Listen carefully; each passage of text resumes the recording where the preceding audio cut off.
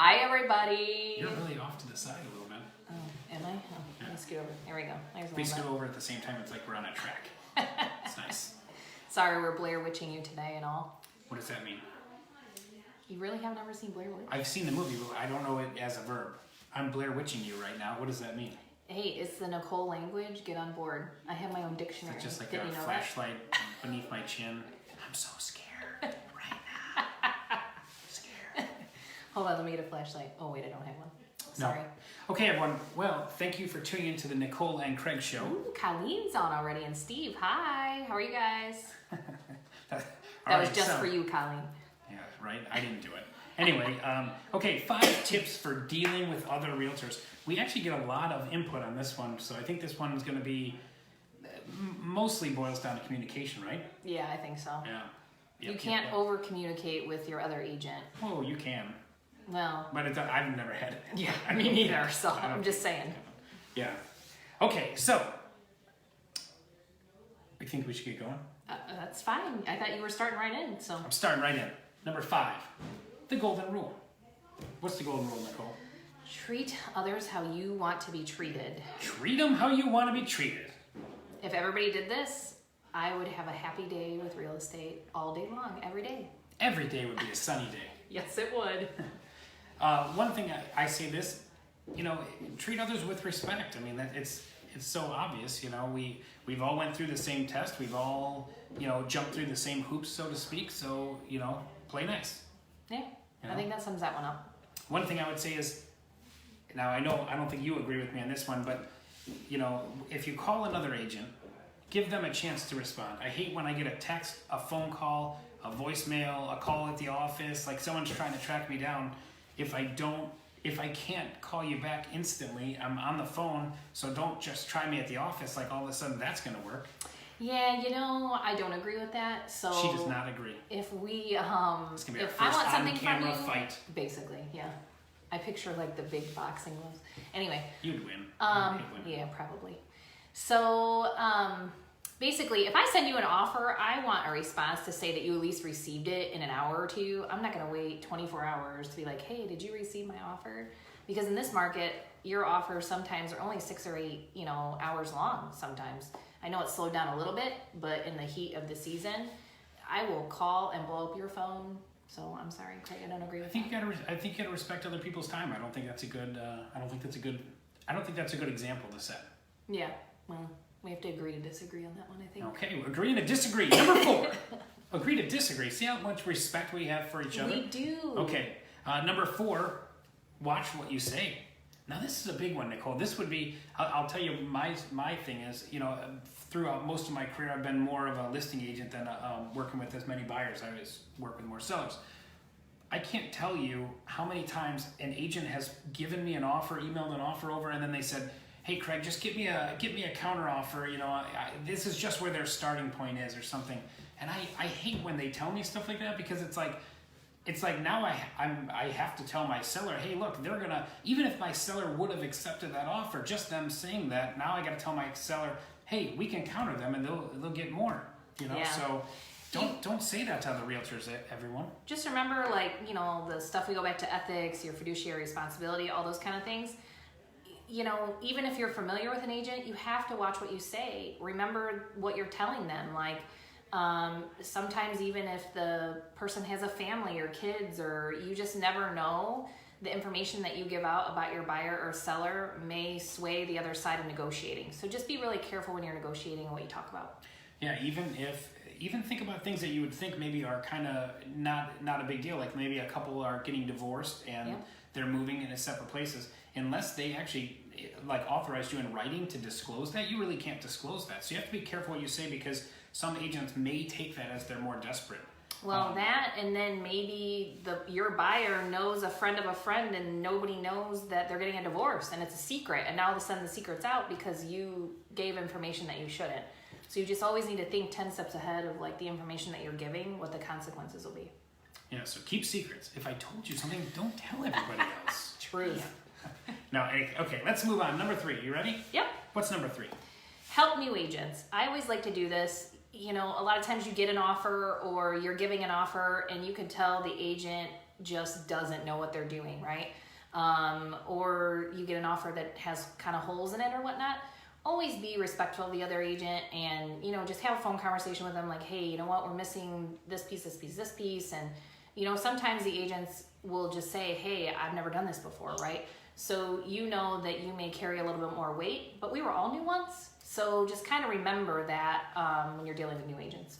And I would say this too, if you are working with a new agent, or if you're helping a new agent out in your office or something like that, and they do something like, let's say they wrote a purchase agreement, but they didn't include appliances. That happens quite a bit. Yeah. As soon as you realize that mistake, reach out to the other agent. And there might be something where maybe the seller didn't get rid of them yet. Maybe you can salvage it. I've worked with, in agents in our training program where that exactly has happened. We've called the other agent, and I'll tell you what, we've dealt with 2 other agents right now that I can think of, by which I'm not going to mention names, I don't think, but they were fantastic. They worked it out. They helped out our agents, so we appreciate that. It was a really nice thing to do, and it shows. And they're different companies. It was just great. Appliances are like, as a newbie, because you get that, if you remember, you get that like sweating sensation when you're submitting a purchase agreement because you think that you haven't done everything right. And appliances are a big one and an easy one for a new agent to miss. So I agree with Craig on that. Yeah, and everyone says, well, Craig, they're listed in the MLS as they're included, but that's not necessarily binding, because usually they had a price in the MLS too. Your buyer probably didn't offer that price, so it's like, whatever's in that contract, that's what's important. Yeah. That's what's important. Okay, are we ready to move on to number 2? Yeah, I think so. All right, why don't you do this one? Oh. You forgot to be theatric and put... Yeah, you always do that. Yeah. Plenty of business. I don't know why I do that. I think you think it's fun. I don't know. I do. I just like to do it. There is plenty of business out there for everybody. Don't compromise your integrity. If you are talking to an online lead, or somebody got through an open house or something like that, and they say, I have an agent, my standard line in an open house is, okay, can I have your name and your agent's name so I can follow up with your agent later? Basically knowing that if they're going to say they have an agent in an open house, they have an agent they've been working with. Like, don't try to flip them to that house. That's part of our ethics thing as well. Yeah, definitely. Don't compromise your integrity. It's not worth it. You know what? At the end of the day, we have a fiduciary responsibility to our customers. Yeah. So no one's going to ever, that's license law. That's number one.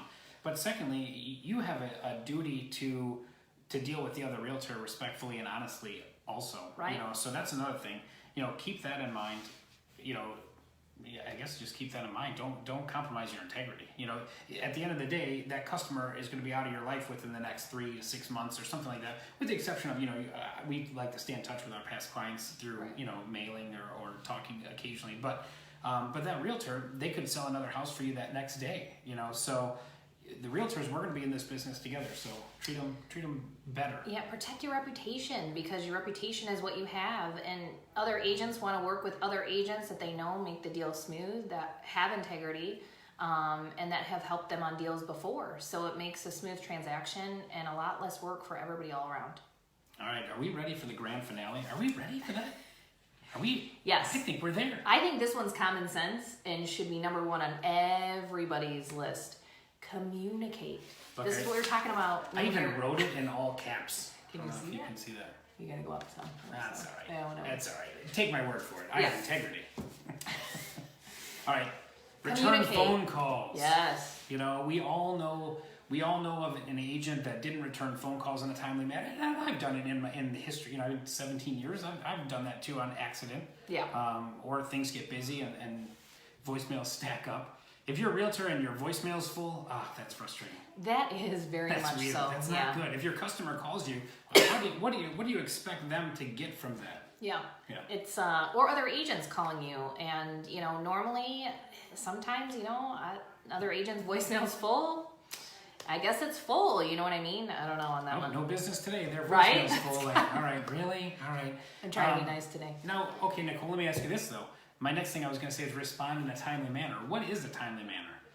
So for me, I expect a call back by end of business. So if I called you at 9 in the morning, I should hear something from you really honestly by the afternoon. But if I haven't heard from you by 5, I'm going to be calling you saying, hey, what's going on? And that's my opinion. If it's something more urgent than that, like I need an answer for something for a loan, or, you know, I'm calling you to say, hey, would the seller accept this on an offer or whatever, that's an hour or two. So you really have to use common sense based on the transaction. But I shouldn't hear from you 3 days later, oh, hey, sorry, I took the weekend off, or you know what I mean, kind of thing.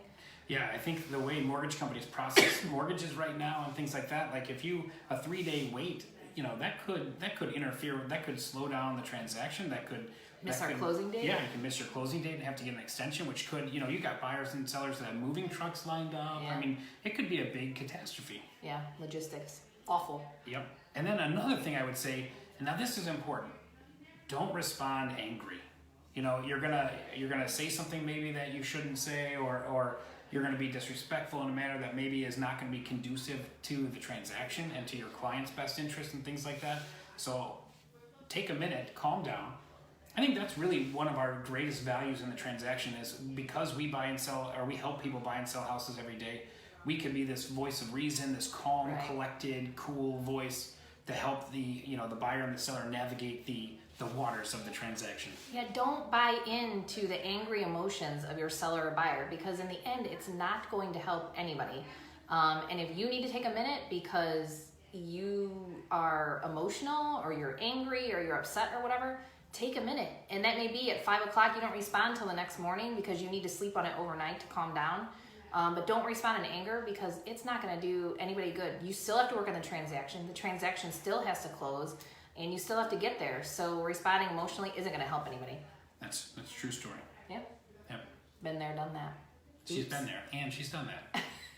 She just said it here right now. In my beginning days, not now. But. Yep. All right, I think that's pretty much, thank you everyone who tuned in and watched us and commented and stuff. Thank you. Thank you to everyone I reached out to and gave me ideas to help fill this video and make it a great one. And we'll be back at our regular time next Friday. So we appreciate you watching on this special edition of the Nicole and Gray Show. Special edition, midweek edition, the Craig and Nicole Show. Music to go in and out. I could just do dun dun dun dun dun. That's it. Maybe I don't know, another sports thing or something. I don't know. Okay. Okay, that's it. We're done. Yeah, I think that is. Okay. See you guys next week. See you guys. Thank you. Thank you, Colleen.